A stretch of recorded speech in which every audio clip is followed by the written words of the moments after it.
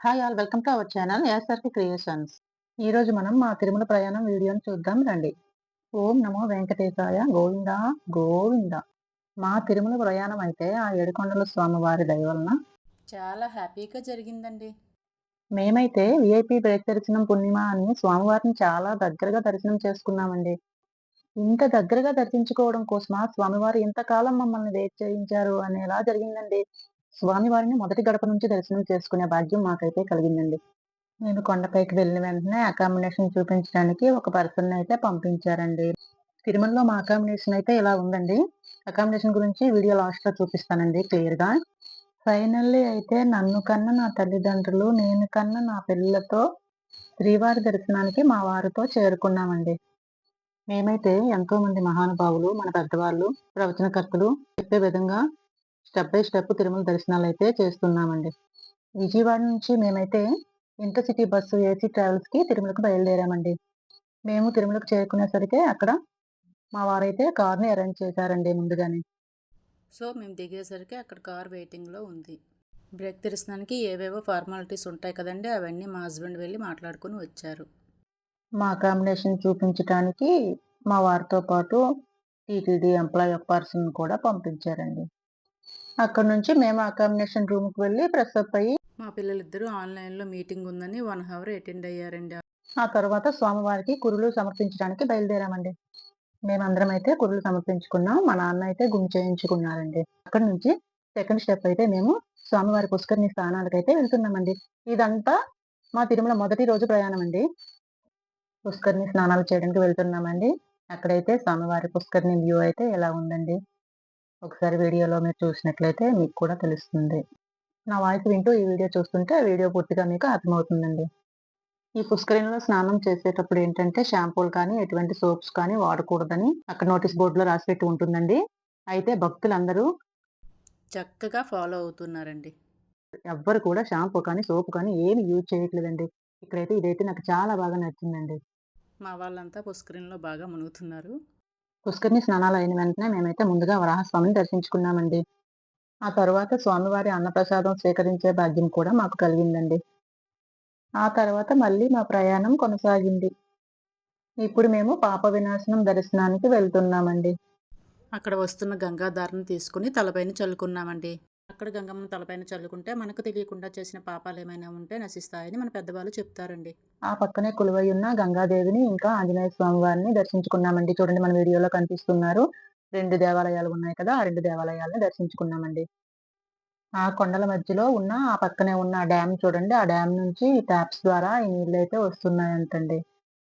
ఇక్కడ దర్శనాలు అయిన తర్వాత నేరుగా శ్రీవారి పాదాల దర్శనానికై బయలుదేరుతున్నామండి.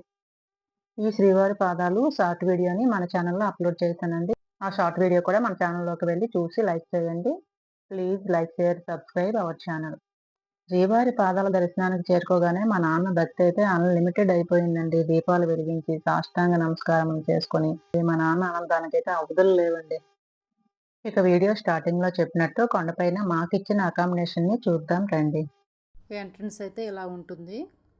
వీఐపీ లెటర్ ద్వారా మేమైతే బ్రేక్ దర్శనానికి వెళ్ళామని చెప్పా కదా అండి. మాకు ఈ అకామిడేషన్ ఇచ్చారండి.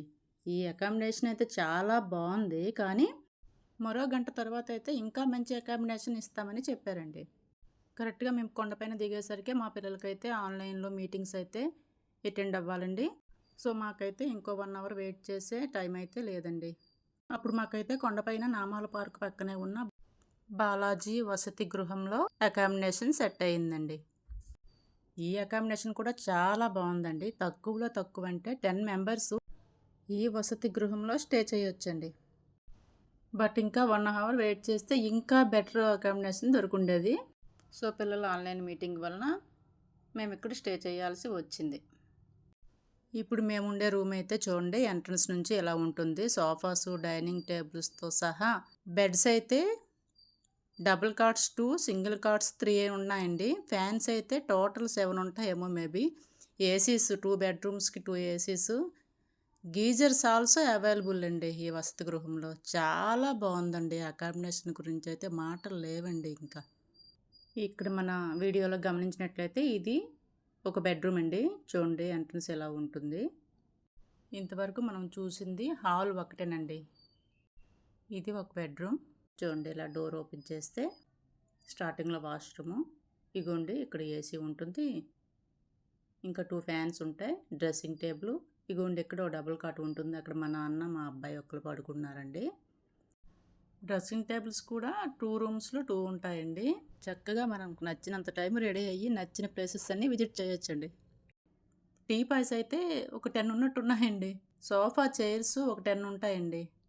ఇదైతే మరో బెడ్రూమ్ అండి. వాష్రూమ్స్ అయితే ఇలా ఉంటాయండి. గీజర్ ఆల్సో అవైలబుల్గా ఉంటుంది. వెస్ట్రన్ అండ్ ఇండియన్ సిట్టింగ్ కూడా ఉంటాయి. వాష్రూమ్లో కూడా mirror, shower, hand wash sync, face wash sync, hot water and cool water, all facilities ఉన్నాయండి. సేమ్ మన ఇంట్లో ఉన్న ఫీల్ అయితే ఉంటుందండి.